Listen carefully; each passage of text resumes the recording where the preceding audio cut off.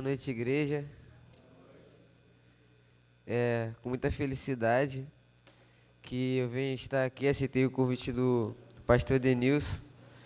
Quando ele me fez o convite, eu fiquei pensando, pô, mas agora eu tô um pouco sem tempo. Eu fiquei de folga a semana toda. Que era um sinal, entendi assim que era um sinal que Deus estava no controle. E a tia Marisa tinha falado comigo há um tempo atrás para vir trazer a mensagem no mês da família. Infelizmente eu não pude, estava de serviço no dia, mas Deus sabe de todas as coisas. E hoje, no Dia dos Pais, não posso deixar de agradecer a Deus pela vida de todos os pais que estão aqui presentes, e inclusive o meu, que está ali. Que Deus possa estar abençoando a sua vida e a vida de todos os pais, não só da igreja, mas no mundo. E por ser o Dia dos Pais, Deus tocou no meu coração de falar um pouco sobre paternidade. E eu fui na internet pesquisar um pouco sobre, e eu vi que, segundo o IBGE, 12 milhões de mulheres na população brasileira hoje são os pais de sua própria família. Isso torna comum a situação da gente conhecer alguma família que não tem a figura paterna, ou até mesmo da gente não ter aquela figura paterna. E o significado de pai é aquele que gera. Porém, quando nós falamos de pai, nós relacionamos ao quê? Amparo. Porém, pela situação que eu acabei falando aqui, que virou comum de muitas pessoas não ter o pai presente, a gente acaba pensando que muitas pessoas não têm um amparo. E muitas pessoas na nossa sociedade hoje em dia passam por essa situação. E isso não quer dizer que as pessoas que se sentem sem amparo são pessoas fracas. Porque até Jesus passou por isso. Aí vocês podem ficar assim, ué, Jesus passou por isso? Lá em Mateus 27:46, fala uma frase que Jesus falou no momento da crucificação, que diz assim: Eli, Eli, lama sabachthani. Eloi, Eloi, em algumas traduções. Eu acho que vocês conhecem, tem um primo chamado Eloy. E desde criança, ele fala que o nome dele significa pai. Eu já acreditava nele, mas eu fui pesquisar de novo. E realmente, Elohim, com um M no final, significa deuses. E Eloi significa Deus barra pai. Ou seja, essa frase traduzida é mais ou menos assim: Deus meu, ih, NVI. Deus meu, por que me abandonaste? Ou por que me desamparaste? Ou seja, até Jesus, em um momento da sua vida, ele se viu desamparado. Ele se viu, sei lá, sem a figura paterna ali dele. Mas no caso de Jesus, o que aconteceu com ele não foi um abandono, e sim um sacrifício. Por quê? O que aconteceu com Jesus foi o cumprimento das Escrituras. Ou seja, aquilo que aconteceu com ele tinha que ser feito, tinha que acontecer. Porque se Jesus não tivesse se sentido desamparado naquele momento, hoje nós não teríamos direito à vida eterna. Porém, então o que eu quero dizer com isso? Se alguém que está aqui nessa noite, hoje, em algum momento da sua vida, ou por não ter mais o seu pai, ou em algum momento não teve, Deus tem falado essa noite para que você se sinta tranquilo, se sinta em paz com Ele. Porque agora entramos no tema da mensagem. Deus nunca irá te desamparar. nós temos direito a ter um pai que nunca vai nos abandonar, que nunca vai nos deixar de lado. Por mais que vivamos numa sociedade na qual isso parece ser comum, ser abandonado pela figura paterna, Deus nos mostra totalmente diferente, que Ele sempre estará conosco. Deus não nos abandona, mas por que em momentos difíceis nos sentimos tão só? Não é verdade? Toda vez que a gente passa por uma provação, um momento difícil, a gente acha que a gente está sozinho. A primeira coisa que a gente pensa é que a gente está sozinho. Tem uma frase que muita gente escuta, muita gente fala, que é: se sinta bem com a sua presença, porque no final é você por você mesmo. Essa frase é verdadeira? Irmãos, ela é verdadeira. Porém, nós temos que ter a ciência que essa frase, muitas das vezes, ela pode nos desviar do quê? De achar que Deus não está conosco. Porque quando a gente está na dificuldade ou está no momento errado, a gente acha que não é digno de Deus estar do nosso lado. Porque o diabo, ele coloca coisas na nossa cabeça que nos fazem pensar que Deus não nos ama mais. Porém, isso não é verdade. Isso é uma mentira que Satanás coloca às vezes no nosso coração para pensar que a gente não é mais digno da presença de Deus. E o que acontece em provações? O que acontece? Deus não nos abandona, mas nós nos sentimos só porque estamos passando por provações ou nos afastamos do Pai. Tem um mito, que eu até anotei aqui, que fala assim: afastado da igreja, mas de Deus nunca. Muita gente fala isso, né? Já ouviu essa frase, pastor? Não tem como um dedo funcionar fora da mão. Lá em Romanos 12, 4 e 5, diz assim: precisamos estar unidos. Romanos 12, 4 e 5. Assim como cada um de nós tem um corpo com muitos membros, e esses membros não exercem todos a mesma função, assim também em Cristo nós, que somos muitos, formamos um corpo.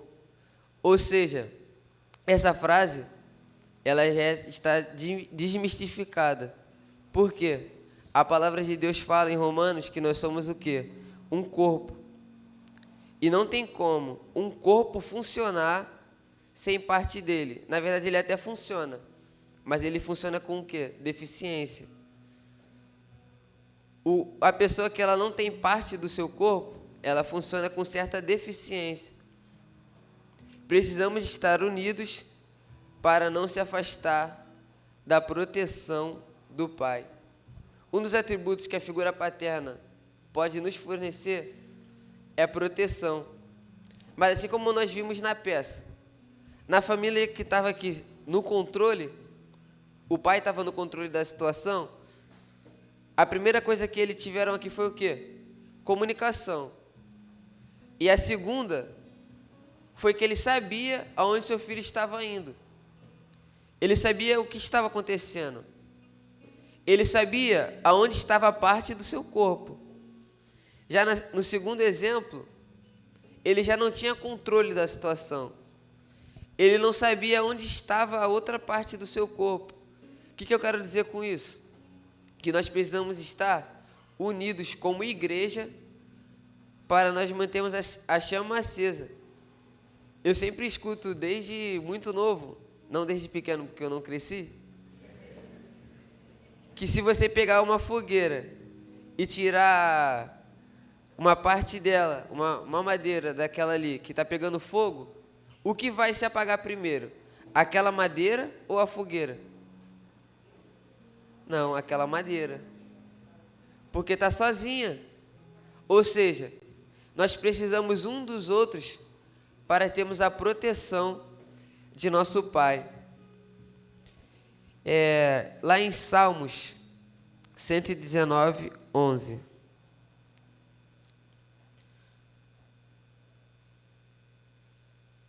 Guardei no coração a tua palavra para não pecar contra ti. Outro ponto muito importante é que é essencial guardar as palavras dos nossos pais para que a gente não possa estar se desviando do caminho, voltando para o lado espiritual. Guardei a tua palavra no meu coração para não pecar contra ti. Nós precisamos estar em constante vínculo com a leitura da palavra, porque isso vai fazer com que nós não nos afastamos do Pai, para que a gente não perca a proteção, pois Deus nos guarda, mas nós precisamos também estar próximo dele. E nós temos que saber distinguir o que nós estamos guardando no nosso coração. A palavra de Deus fala para guardar o quê? A palavra. Mas muitas das vezes a gente acaba guardando situações que não é para nós estarmos guardando. Uma coisa que eu estou estudando no curso que eu estou fazendo é sobre doenças de ansiedade e depressão. A depressão é o excesso do passado e a ansiedade é o excesso do futuro. Muitas das vezes a gente vê em histórias, mas acontecem do nosso lado, porque a pessoa não sabe diferenciar o que ela tem que guardar. O Dudu não está aí hoje, mas uma coisa que a gente aprende em enfermagem é que a gente tem que ter a escuta qualificada e um olhar holístico para saber diferenciar o que é importante e o que não é importante. Certa vez, 2 amigos estavam caminhando numa região desértica. Os dois andando, eles sempre foram muito amigos, cresceram juntos, sempre ali, um em carne. Mas de tanto eles ficarem tempo juntos nessa caminhada, numa região desértica, eles acabaram entrando em desentendimento. Até que um deu um tapa no rosto do outro. Ele olhou para o amigo dele, tristão, não falou nada. Ele foi, se ajoelhou na areia e anotou: tomei um tapa na cara do meu amigo. Botou lá o ponto, olhou para ele, não falou nada e eles continuaram. Ficaram aquele clima meio estranho no início, mas eles continuaram andando. Lá na frente eles começaram a voltar a se falar, daqui a pouco... Eles chegaram onde eles queriam, que era já uma região que tinha um lago e tal. Chegaram no objetivo deles. E aquele amigo então pediu perdão e deu um abraço nele, e eles continuaram. Próximo àquela situação que eles estavam, esse amigo que tomou o tapa estava caindo de um penhasco. E esse amigo foi e puxou ele. E ele falou: caramba, cara, você salvou a minha vida. Ele continuou andando e viu uma rocha. E ele anotou na rocha: meu amigo salvou a minha vida. Ponto. E eles continuaram. Até que eles conversando, o amigo perguntou para ele assim: cara, posso te fazer uma pergunta? Você já fez uma pergunta, você vai fazer 2 então. E ele foi: não, deixa eu fazer uma pergunta. Por que quando eu te dei um tapa, você escreveu na areia, e quando eu te puxei lá, que você estava caindo, você escreveu na rocha? E ele respondeu assim: o tapa eu escrevi na areia porque eu gosto muito de você. E eu sei que se eu voltar lá agora, a outra areia veio e jogou a areia por cima, já não tem nem mais nada escrito lá. Mas você salvando a minha vida, eu escrevi na rocha, porque não importa o que aconteça, não importa o vento que bata, vai estar escrito na rocha que você salvou a minha vida. O que essa história tem para nós, irmãos? Para nós sabermos filtrar o que acontece na nossa vida. E também saber que o que aconteceu no passado tem que ficar no passado. Porque quando a gente acumula demais as coisas que aconteceram no passado, influenciam no presente e pode destruir o seu futuro. Ou seja, tudo que tem de ruim que aconteceu no passado, que fique por lá. Já dizia, viva o hoje, pois o ontem já passou e o amanhã talvez não venha. Por isso que o hoje se chama presente. Confiança. Em Naum 1:7.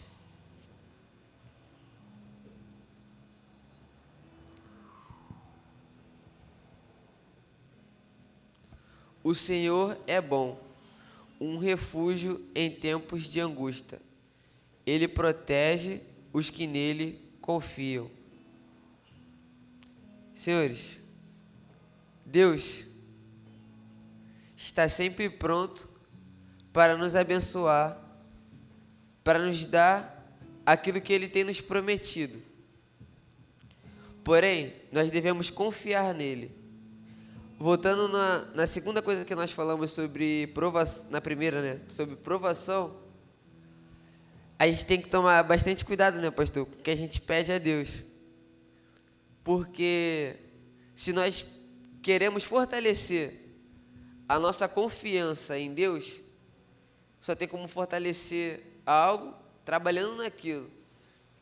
Então, muitas das vezes, quando está acontecendo coisas de dificuldade na nossa vida e a gente tem um pedido como confiança, é para que a gente aprenda a confiar. E o que seria confiar em Deus? É descansar o nosso coração, é deixar Deus agir, é deixar Deus trabalhar naquilo que Ele tem para a nossa vida. Assim como muitas das vezes na nossa vida a gente passa por situações que nós temos que ter a nossa própria experiência com Deus. Nós temos que ter aquela coisa que a gente fala, pô, eu mesmo não vou conseguir fazer isso. Então a gente tem que fazer o quê? Deixar Deus trabalhar. Anteontem, eu estava lendo as cartas que minha mãe mandava no período que eu estava em recrutamento. Queria até agradecer, muitos irmãos aqui da igreja mandaram. E em uma das cartas falava assim, Lucas, minha mãe falou isso, Lucas, confia em Deus, faz o que dá para você fazer. E o que você não conseguir fazer, fica tranquilo que Deus vai fazer por você. E foi muito engraçado que tudo que a minha mãe mandava, eu não conseguia falar com ela, só ela que mandava a carta. Mas tudo que acontecia no momento que eu precisava ler aquilo. Eu não conseguia fazer flutuação na piscina, não conseguia boiar sobre a água. Eu conseguia me deslocar, mas parado eu afundava, igual pedra. E eu fui para o curso sem saber boiar, num curso que só tem, muitas das vezes, água. Eu falei, pô, eu aprendo isso daí rapidinho. Mas não era tão fácil assim, como eu pensava. No primeiro teste que teve, que não qualificava, era só apto ou inapto. Eu falei, pô, tá todo mundo fazendo, vou fazer também, pô. Eu entrei dentro da água. Eu não fiquei nem um minuto e já tava, caraca. Primeiro eu falei assim com o instrutor, pô, não vou entrar não. Isso aqui é casa de querer? Tu vai entrar e vai entrar. Falei, pô, já que eu tenho que entrar, eu vou conseguir, né? Fiquei nem um minuto e saí. E conforme o tempo foi passando, quem não conseguia fazer essas etapas, final de semana não vinha para casa. Eu já comecei a entrar em desespero. Falei, meu Deus, preciso ver minha família, preciso ir na igreja, preciso fazer minhas coisas lá fora. Não aguento mais ficar preso aqui dentro. E eu já estava desesperado, porque eu não conseguia, de jeito nenhum, flutuar. Nunca conseguia. Aí foi num dia que ela mandou essa carta e eu li. Foi uma experiência que eu tive com Deus. E naquele momento que eu li a carta, parece que eu aprendi a flutuar fora da água. Que eu falei, pô, não vou mais me esquentar com essa parte não. Vou deixar Deus agir. E no dia seguinte, teve o teste, eu consegui flutuar. Nunca tinha conseguido, consegui. 10 minutos. Pô, agora eu tô bravo. 10 minutos, consegui. Foi uma experiência que eu tive com Deus. Muitas das vezes, a gente escuta muito do Deus do próximo, do Deus da tia Leila, do Deus da tia Adriana. Mas peça a Deus para que você tenha suas próprias experiências, porque é isso que vai te fortificar nessa caminhada, é isso que vai te deixar mais próximo dele, e que muitas das vezes a sua experiência ela está embasada em muitas outras. Muitas das vezes, nesse momento de dificuldade, eu não desisti, porque eu sabia que tinha gente, até mesmo aqui dentro da igreja, orando por mim. E muitas das orações dos senhores me ajudou. Mas imagina se eu peço para sair. Até mesmo o Emanuel, ou então o Guilherme, que estava orando, podia desacreditar da oração. O que eu tenho para dizer com isso? Muitas das vezes a gente não sabe, mas a gente é espelho para outras pessoas. Onde você convive, na sua escola, no seu trabalho. A gente não está olhando 360, mas tem uma pessoa que olha para você e te admira. Tem uma pessoa que vê você e fala, pô, o que ele tem de diferente? O que acontece com ele que, pô, estou passando pela mesma coisa, mas ele está ali bem, está tranquilo. O que é isso?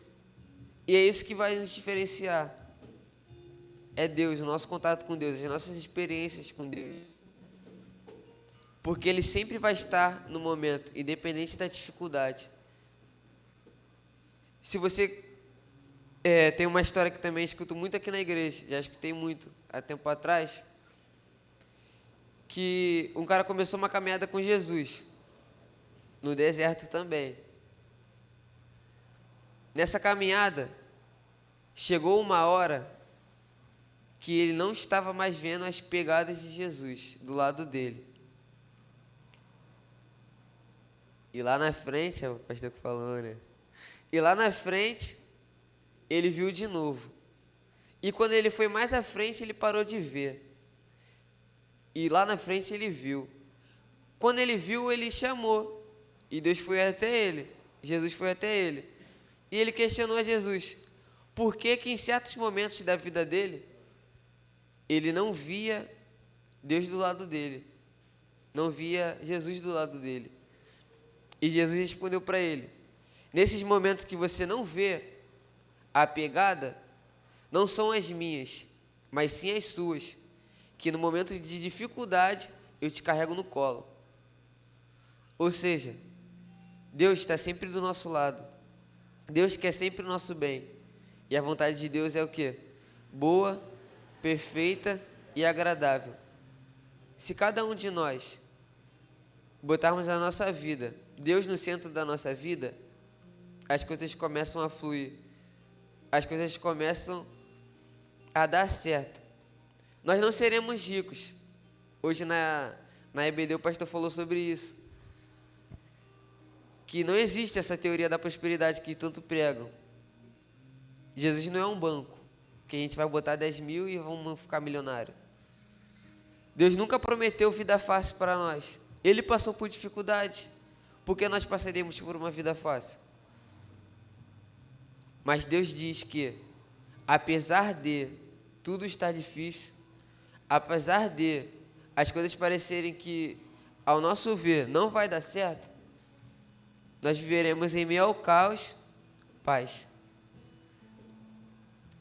Nós teremos em meio a tudo que está acontecendo de dificuldade, paz. Nós teremos tranquilidade em momentos que muitas pessoas estão desesperadas. Na aula que eu estou tendo de saúde mental, parece que só eu na sala não tenho crise de ansiedade. Mas é uma coisa que já está em realidade já está entrando dentro de nossas igrejas. Já está entrando pelas portas de nossas igrejas. E nós temos que ter atenção a isso. Porque muitas das vezes nós não temos, mas o irmão que está no nosso lado pode estar tendo. E nem sempre um sorriso que aquela pessoa está dando é sinal que ela está bem. Vocês olharam para o lado de vocês hoje e deram boa noite para a pessoa que está do lado de vocês?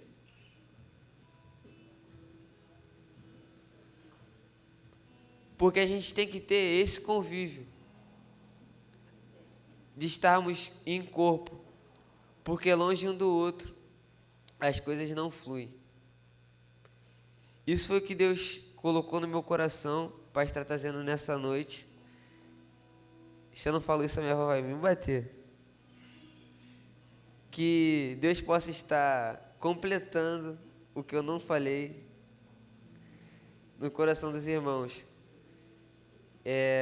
Muita felicidade de estar aqui e que Deus possa estar abençoando a vida de cada um que está aqui e que essa semana possa ser abençoada e que nós possamos ser bênção onde estejamos, no nosso trabalho, na nossa faculdade, na nossa escola, onde quiser que estejamos. Amém?